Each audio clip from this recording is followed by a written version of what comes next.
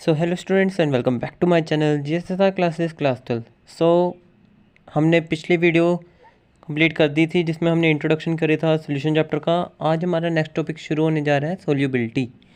तो करते हैं बिना किसी देरी के इस चैप्टर को शुरू। चलो भाई देखो अब मैं क्या करता हूँ।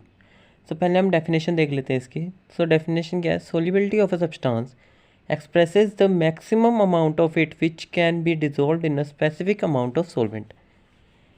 सिंपल सी बात है भैया, अगर मैं हिंदी में बताऊँ तो ऐसा जैसे आप एक घर का ही अगर आप एग्जांपल देख लो, अगर आप पानी में कितनी बार सोल्ट मिलाते जाओ तो एक लेवल पर आके वो सोल्यूबिलिटी उसकी ख़त्म हो जाती है। ठीक है, जितना वो सोल्यूट जिसको हमने सोल्ट माना था, ठीक है, जितना वो डिज़ोल्व होगा उसमें वही उसकी सोल्यूबिलिटी कहलाई जाएगी। ठीक है, ये डिपेंड किस किस पर करता है? नेचर ऑफ सोल्यूट पर, नेचर ऑफ सॉल्वेंट, टेम्परेचर और प्रेशर, सब पे ये डिपेंड करता है। तो आ जाते हैं पहले nature of solute and the solvent, दोनों को हम देख लेते हैं। ये किस में देखेंगे हम? ये देखेंगे हम पहले इसके दो हम पार्ट्स, मतलब कि मैं इसमें दिखाऊंगा। पहले आएगा सॉलिड इन लिक्विड और दूसरा आ जाएगा गैस इन लिक्विड। ठीक है, पहले हम शुरुआत कर रहे हैं सॉलिड इन लिक्विड की। इसका पहला पार्ट है nature of the solute and the solvent. इसके मैंने एक डिटेल्ड नोट्स आपके लिए तैयार किए हैं ये, ताकि आपको प्रॉपर एक तरह से समझ आ सके। जो आप इसका स्क्रीनशॉट ले तब भी आपको सारा समझ आ जाए। ठीक है, so every solid does not dissolve in given liquid. ये तो हमें ही पता भाई, अगर आप पानी में पत्थर को डाल दोगे तो वो क्या होंगे? डिज़ोल्व होंगे? कभी भी नहीं होंगे। It dissolves if the intermolecular interaction are similar in solute and the solvent. वो तभी ऐसा हो सकता है जब सॉल्वेंट और सोल्यूट का जो इंटरमोलिकुलर जो फोर्सेस होती हैं, जो अट्रैक्शन है, वो क्या हो? सिमिलर हो। ठीक है, next item effect of temperature पर। इफेक्ट ऑफ टेम्परेचर क्या है? द सोल्यूबिलिटी में इंक्रीज और डिक्रीज। भाई टेम्परेचर का मामला थोड़ा सा इसमें है, क्योंकि इसमें तीन हमारे पास टाइप्स बनते हैं। ठीक है, क्योंकि टेम्परेचर का जो इफ़ेक्ट है ना, जो इस पे जो अपना प्रभाव डालता है, ये टेम्परेचर ये डिक्रीज़ भी करवा सकता है और इंक्रीज़ भी करवा सकता है। ठीक है, सो बेसिकली इसके तीन टाइप्स हैं। पहली टाइप इसकी क्या है? The solubility of solute increases with increase in temperature. पहला आएगा हमारे पास इंक्रीज, जब हम सोल्यूबिलिटी इंक्रीज़ करेंगे तो इंक्रीज इन टेम्परेचर, दूसरे में डिक्रीज़, और तीसरे में जब कुछ भी मतलब कि वो इरेगुलर होता है। ठीक है, the solubility of solute increases with increase in temperature. Example देख लेते हैं, जैसे सोडियम नाइट्रेट है और अमोनियम क्लोराइड है। भाई ये मैंने दो ऐसे लिए हैं, और भी काफ़ी एग्जांपल्स हैं, बट मैंने ये दो ऐसे लिए हैं जो देखने को मिल जाते हैं हमें आराम से। ठीक है, जो आपको भी आसान लगे। दी सब्सटेंसेज आर एंडोथर्मिक। ये एंडोथर्मिक है, मतलब कि ये हीट अब्जॉर्ब करते हैं। जो इनकी जो रिएक्शंस होती हैं ना, ये हमेशा हीट अब्जॉर्ब करेंगी, ये वो नहीं करेंगी, इवोल्व नहीं करेंगी। ठीक है, क्लियर? जिसने अभी तक चैनल को सब्सक्राइब नहीं किया, I request you all to subscribe the channel. जिसने भी स्क्रीनशॉट लेना, स्क्रीनशॉट ले लेना। ठीक है, next item the solubility of solid decreases with increase in temperature. अब आ जाता है जब जो सोल्यूबिलिटी ऑफ सॉलिड है वो डिक्रीज़ करती है, कैसे? जब हम इंक्रीज़ करते हैं टेम्परेचर में। ठीक, इसका पहला पॉइंट क्या है? Some substances like lithium sulphate. अब भाई कुछ ऐसे सब्सटेंसेस भी होते हैं जो डिक्रीज़ होते हैं, किससे? जब टेम्परेचर जब इंक्रीज़ करता है। ठीक है, जैसे एक सीरियम सल्फेट भी आ गया, और काफ़ी एग्जांपल्स हैं, बट मैं वही बस आपके सामने एग्जांपल्स लिखता हूँ जो आपको लर्न करने में थोड़ी सी इजी हो जाए, जो आपको समझने में थोड़ा आसान हो जाए। ठीक है, decrease with increase in temperature बता दिया था। अब जब इनकी डिसोल्यूशन होगी ना, जो इसकी डिसोल्यूशन प्रोसेस होगी, वो क्या होगी? इधर एक्सोथर्मिक होगी। ये थोड़ा सा पार्ट थोड़ा सा आपको दिमाग में रखना पड़ेगा। ठीक है, क्योंकि जो लिथियम सल्फेट और सीरियम सल्फेट जैसे जो सब्सटेंसेस हैं जो कि डिक्रीज़ करते हैं इंक्रीज़ जब टेम्परेचर होता है। ठीक है, इसमें से हम सबको फिर ये तो कॉमन सेंस की बात है कि इसमें हीट क्या हो रही है? इवोल्व हो रही है। ठीक है, ये एक्सोथर्मिक हो जाएगा। क्लियर? द सोल्यूबिलिटी शोज, ये जो थर्ड पार्ट है, ये इसका दो पार्ट हमने ऊपर कर लिए, ये थर्ड पार्ट है। The solubility shows irregular behaviour with increase in temperature. अब भाई कुछ सब्सटेंसेस ऐसे भी होते हैं जिसमें इरेगुलर बिहेवियर देखा जाता है। कब? जब इंक्रीज़ करते हैं हम किस में? टेम्परेचर में। ठीक है, क्लियर। तो the solubility shows sodium sulphate, एक सोडियम सल्फेट का जैसे है, वो इंक्रीज़ करता है एक सर्टेन टेम्परेचर तक। ठीक है, वो इंक्रीज़ करता है एक सर्टेन टेम्परेचर तक, वो इंक्रीज़ करेगा, ये नहीं कि वो इंक्रीज़ नहीं करेगा, इंक्रीज़ तो करेगा, बट एक इक्विलिब्रियम सस्टेन होने के बाद वो दोबारा डिक्रीज़ होना शुरू हो जाएगा। ठीक है, मतलब कि टेम्परेचर तो बढ़ेगा, वो तो बढ़ता ही जाएगा, वो तो कांस्टेंट जैसे बढ़ता ही जाएगा, बट एक टाइम पर वो बढ़ते बढ़ते बढ़ते बढ़ते उसका एक इक्विलिब्रियम सस्टेन हो जाएगा।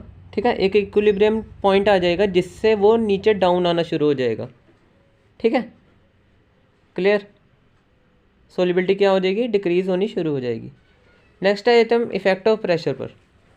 सो effect of pressure is very small और इनसिग्निफिकेंट। अब भाई जो सॉलिड इन लिक्विड होता है ना, इसमें प्रेशर का इतना कोई रोल नहीं होता।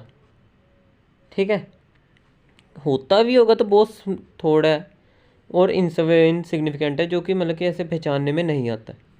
ठीक है, because solids and liquid are highly compressible and practically remain unaffected by changes in pressure. ठीक है, इनकम्प्रेसिबल होते हैं, ये तो साफ पता लग गया, मैंने नोट्स ही वैसे बनाए जो आपको साफ पता लग जाए। ठीक है, वो अनअफेक्टेड रहते हैं। नेक्स्ट है देते हैं हम गैसेज इन लिक्विड। भाई इसका देखना, ये चाहे 2 पॉइंट है, बट इन 2 पॉइंट्स में ही काफ़ी आपको कंसेप्ट जो आपका क्लियर हो जाएगा। The solubility of a gas decreases with increase in temperature. भाई डिक्रीज होती है सोल्युबिलिटी किसकी? गैस की, जब हम इंक्रीज करते हैं टेम्परेचर को। अभी ऐसा क्यों होता है ये देखो, gases dissolve in a liquid with the evolution of heat. अब भाई जब लिक्विड में जब डिज़ोल्व होगी तो उसमें एवोल्यूशन किसकी होगी? गैसेस की होगी, मतलब कि ये एक्सोथर्मिक प्रोसेस एक माना गया है, एवोल्यूशन ऑफ हीट इसमें होगी ही होगी। ठीक है, क्लियर है? डन है भाई। एक बार देख लो शुरुआत से, जिसने स्क्रीनशॉट लेना स्क्रीनशॉट ले लो, जिसने भी अभी तक चैनल को सब्सक्राइब नहीं किया, I request you to all to subscribe our channel. ठीक है, क्लियर क्लियर हो गया भाई यहाँ तक? अब ये एक बात जो है ये नोट कर लेना, इसको अपने कॉपीज़ में भी नोट कर लेना, जिसमें भी लिख रहे हो उसमें नोट कर लेना कि there are certain gases such as hydrogen और inert gases whose solubility increase slightly with increase in temperature, especially in the non-aqueous solvent, जैसे अल्कोहल हो गया और एसीटोन हो गया। ठीक है, जैसे क्या हो गए? अल्कोहल हो गए और एसीटोन हो गए।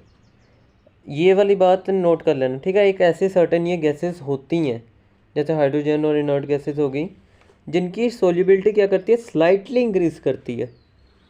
ठीक है, नेक्स्ट आ जाता है हम इफेक्ट ऑफ प्रेशर पर। टेम्परेचर से ज़्यादा भाई प्रेशर इसमें थोड़ा सा मेन रोल रखता है, क्योंकि इससे आपको काफ़ी आपके कंसेप्ट जो है वो क्लियर होने वाले हैं। The solubility of gases increases with increase in pressure. अब ये कैसे भाई? हमने एक बीकर ले लिया, उसमें हमने एक सॉल्वेंट ले लिया और उसमें हमने एक गैस डाली है। ठीक है, एक पिस्टन लिया हमने। ठीक है, पिस्टन लिया, गैस देखा हुआ, पार्टिकल्स देख रहे हो यहाँ वहाँ आराम से वो घूम रहे हैं, बट जैसे ही हमने पिस्टन को लोड देकर उसको अंदर की तरफ प्रेस्ड किया, जो हमने उसके अंदर की तरफ हमने जब उसके प्रेशर डाला, तो आप देख सकते हो काफ़ी मूवमेंट क्या हो गई? तेज़ हो गई।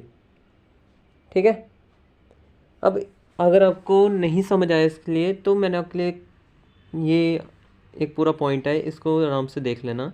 The more molecules will be striking the surface, ज़्यादा से ज़्यादा जितने टकराएंगे सरफेस पर, ठीक है, hence more molecules will dissolve and the solubility of gas will increase until a new equilibrium is reached। अब भाई जैसे ही गैस तो है ना उसमें, जो हमने पिस्टन उसको नीचे जो हमने किया तो गैस नीचे की तरफ प्रेस हुई, तो वो क्या होती गई? पानी में वो कोई भी अगर उसका सॉल्वेंट हो तो उसमें वो डिज़ोल्व होती गई। ठीक है, तो उसकी सोलिबिलिटी भी क्या करती गई, इंक्रीज़ करती गई। दस increasing the pressure of a gas above the solution increases the solubility of gas. ठीक है भाई, क्लियर है यहाँ तक? क्लियर है? एक बार शुरू से देख लो, ठीक है? पॉइंट सारे क्लियर हैं?